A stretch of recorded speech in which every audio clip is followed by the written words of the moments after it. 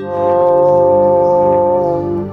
पूर्णमदः पूर्णमिदं पूर्णात् पूर्णमुदच्यते पूर्णस्य पूर्णमादाय पूर्णमेवावशिष्यते। ओम शांति शांति शांति। हंसोपनिषद। ये उपनिषद शुक्ल यजुर्वेद से संबंधित है। इसमें कुल 21 मंत्र है। ऋषि गौतम एवं सनत कुमार के प्रश्नोत्तर रूप में ये उपनिषद प्रकट हुआ है। इसमें ऋषि गौतम द्वारा ब्रह्म विद्या की बात पूछे जाने पर सनत कुमार ने वह प्रसंग सुनाया जो महादेव जी ने पार्वती जी को सुनाया था। तो सुंदर प्रसंग है। ये बड़ा ही गुह ज्ञान है जिसे महादेव ने शांत, दांत और गुरु भक्त को ही देने की बात कही है। हरेक को ये हंस उपनिषद का उपदेश हर व्यक्ति को नहीं देना चाहिए। वह हंस जीवात्मा सभी शरीरों में उसी प्रकार विद्यमान है जैसे काष्ठ में अग्नि, तिलों में तेल।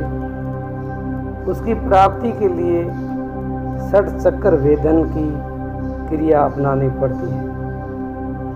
अष्टदल कमल से उनकी वृत्तियों का साम्य बताते हुए शुद्ध स्फटिक मणि के सदृश ब्रह्म का स्वरूप वर्णित किया गया है। यही हंस भी कहा जाता है। इसके ध्यान से नाद की उत्पत्ति कही गई है,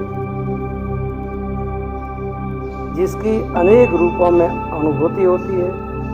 इसकी चरम अवस्था में पर ब्रह्म से साक्षात्कार होता है।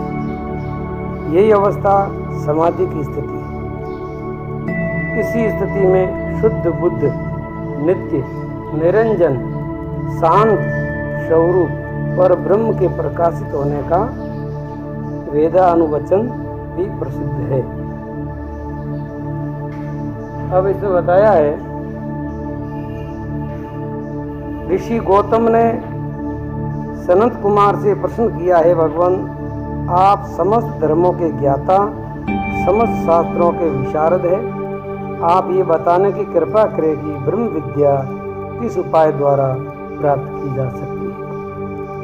सनत कुमार ने कहा है गौतम, महादेव जी ने समस्त धर्मों के उपनिषदों के मतों को विचार करके श्री पार्वती जी के प्रति जो वचन कहा है उसको आप ध्यान से सुनो।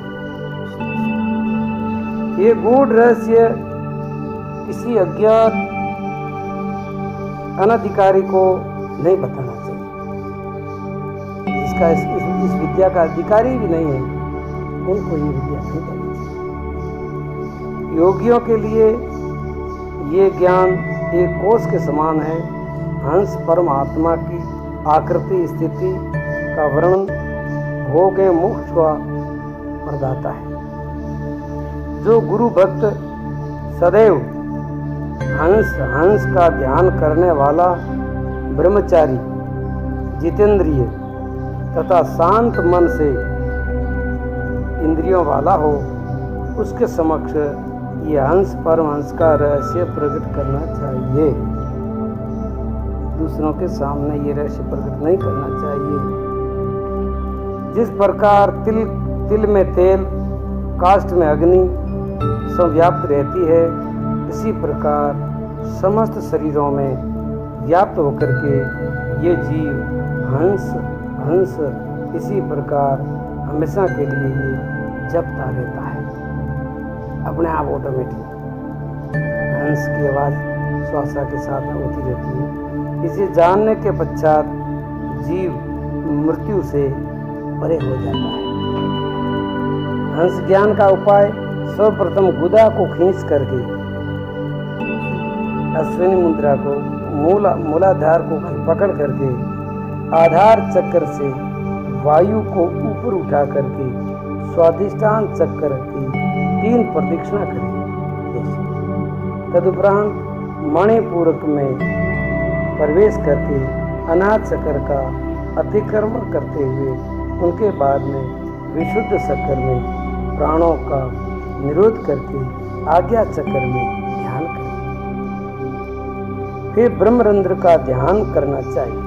ये ब्रह्मरंध्र 10वां बार यहाँ ध्यान करना चाहिए। इसी प्रकार ध्यान करते हुए कि मैं त्रिमात्र आत्मा हूँ, त्रिमात्र आत्मा हूँ। योगी सर्वदा अनाकार ब्रह्म को देखता हुआ अनाकारवत हो जाता है, अर्थात तुरीय अवस्था को प्राप्त हो जाता है। मेरा खुद ही साधना करने वाला ही निराकार हो जाता है, शून्य हो जाता है, ब्रह्म दिव्य ओज से भर जाता है। उस जीव भाव संपन्न हंस की 8 प्रकार की वृत्तियां होती हैं। जो अष्टदल कमल है उसके विभिन्न दिशाओं में विभिन्न प्रकार की वृत्तियां विराजती है। जो हंस की वृत्ति जिस दिशा में जाती है ऐसी भावना उसके अंदर ऑटोमेटिक होती है, ध्यान रखिए। इसके पूर्व दल में वृत्ति जाती है जो पुण्य वृत्ति पैदा होती है। अग्नि दल में जाती है निंद्रा और आलस की वृत्ति पैदा होती है। दक्षिण दल में जब वो जाती है क्रूरता पैदा होती है, क्रोध वगैरह। नैंत्रिय दिशा में जब जाती है जब पाप करने का मन होता है। पश्चिम दल में जब जाती है क्रीड़ा करने का मन होता है। वावे दल में गमन करने की बुद्धि, वावे दल में गमनागमन करने की वृत्ति होती है। उत्तर दल में आत्मा के प्रति वृत्ति खड़ी होती है। ईशान दल में द्रव्य दान की वृत्ति होती है। मध्य दल में वैराग्य की वृत्ति होती है। और इसी प्रकार केसर तंतु में जागृत अवस्था, कणिका में सपन अवस्था और लिंग में सुषुप्ति अवस्था में होती है। जब वह हंस यानी जीव उस पदम का परित्याग कर देता है तब तुरीय अवस्था को प्राप्त हो जाता है। इस कमला से ऊपर उठ जाता है, सारी वृत्तियों से ऊपर उठ जाता है, मतलब निर्वृत्ति में प्रवेश कर लेता है, तो वो जीव शिव रूप हो जाता है। जब नाद उस हंस में विलीन हो जाता है तब तुरीयातीत स्थिति को प्राप्त हो जाता है। इसी प्रकार मूलाधार से लेकर के ब्रह्मरंध्र तक जो नाद विद्वान रहता है वह शुद्ध स्फटिक मणि के सदृश से ब्रह्म ही है, उसी को परमात्मा कहता है। वो शुद्ध प्रकाश जो है, दिव्य प्रकाश जो है, उसी को ब्रह्म कहते हैं। इसी प्रकार इस अजंपा मंत्र का ऋषि हंस प्रत्यात्मा है, अव्यक्त गायत्री संध है, देवता परमंश परमात्मा है, हम बीज है, सह शक्ति है, यानी सोहम तिलक है। इसी प्रकार इन 60 संख्यकों के द्वारा अहोरात्र मतलब 24 घंटों में, रात और दिन में 21,600 श्वास लिए जाते हैं। तो अथवा गणेश आदि 6 देवताओं द्वारा दिन रात्रि में 21,600 बार 100 मंत्र का जप किया जाता है। 21,600 जप 24 घंटों में आदमी को कम से कम करना चाहिए। और ज़्यादा इसलिए करना चाहिए क्योंकि पहले समय बिना जप चला गया। सूर्याय सोमाय निरंजनाय निराभासाय अतनु सूक्ष्म प्रचोदयात् इति अग्नि सोमाभ्याम होषट इस मंत्र को जपते हुए इत्यादि अंगन्यास तथा करन्यास करें। उनके बाद में तत्पश्चात हृदय स्थित अष्टदल कमल में हंस प्रत्यक्ष आत्मा का ध्यान करें। और अग्नि और सोम उस हंस के 2 पंख हैं जीवात्मा के, ओंकार सिर है, बिंदु सहित ओंकार हंस का तीसरा नेत्र है, मुख रुद्र है, दोनों चरण रुद्राणी है। इसी प्रकार सगुण नगुण भेद से 2 प्रकार के कंठ से नाद करते हुए हंस रूप परमात्मा का ध्यान करना चाहिए। अतः नाद द्वारा ध्यान करने पर साधक को उन्मनी अवस्था प्राप्त हो जाती है और इस स्थिति को अजंपोपसंहार कहते हैं। फिर वहाँ अजंपा भी चुप हो जाता है, जब भी चुप हो जाता है आप उन्मनी अवस्था में पहुँच जाते हैं, आप शून्य पहुँच जाते हैं। इसके 100 मंत्र के 10 कोटि जप करने पर ध्यान से 10 करोड़ जप करने पर साधक को नाद का अनुभव होता है। वह नाद इस प्रकार का होता है।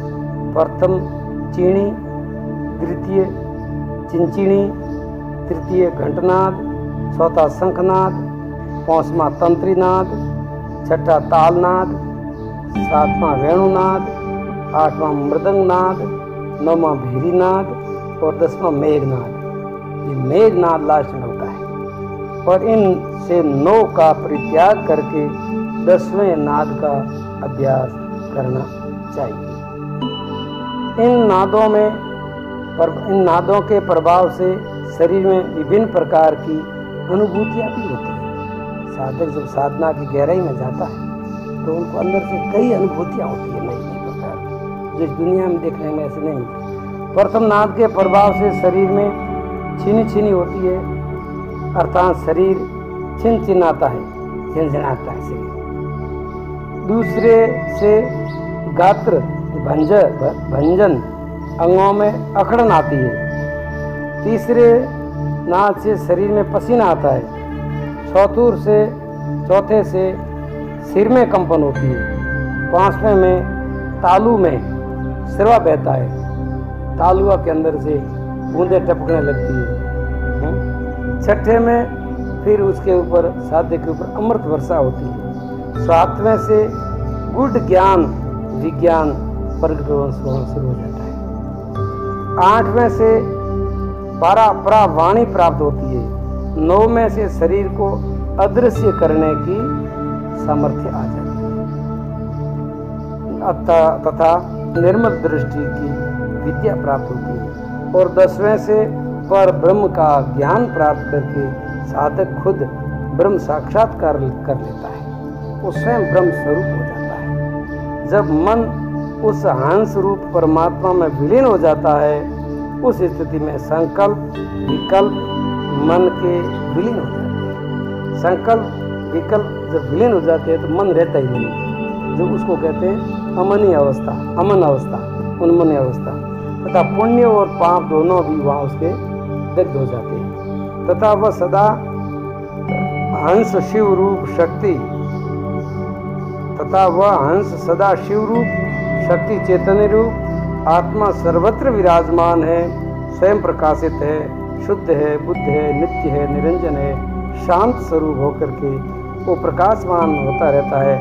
ऐसा वेद का वचन है। इस रहस्य के साथ में ये उपनिषद का यहाँ समाप्त होता है। ओम पूर्णमदः पूर्णमिदं पूर्णात् पूर्णमुदच्यते पूर्णस्य पूर्णमादाय पूर्णमेवावशिष्यते।